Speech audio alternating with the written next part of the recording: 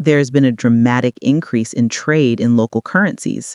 India and Russia, for example, are using rupees or rubles for bilateral oil and goods trade, completely bypassing the dollar.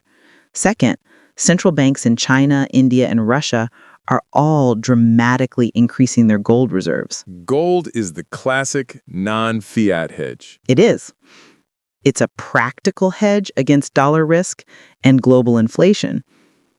And third, they're creating alternative institutions like the BRICS New Development Bank, which aims to grant loans and finance projects primarily in local currencies, reducing the need for dollar-denominated debt.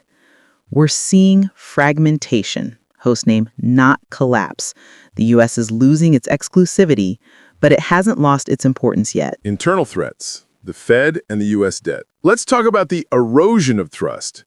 The biggest challenge to the dollar today isn't a single competing currency, but the strategy of de-dollarization.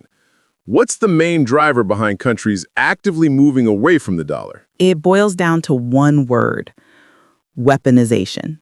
The turning point for many nations came with the sanctions imposed on Russia, particularly freezing their dollar reserves and excluding major banks from the SWIFT system.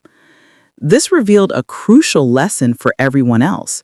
The dollar is not just a tool for trade, it's a strategic weapon. The U.S. can essentially flip the financial switch on any country it chooses. Absolutely.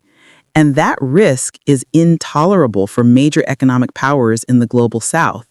For them, diversification is now an issue of national survival. The BRICS alliance is driving this, and their goal isn't necessarily to crash the dollar, but to mitigate their dependency on it. So what concrete steps are they taking to achieve that? There's been a dramatic increase in trade in local currencies. India and Russia, for example, are using rupees or rubles for bilateral oil and goods trade, completely bypassing the dollar.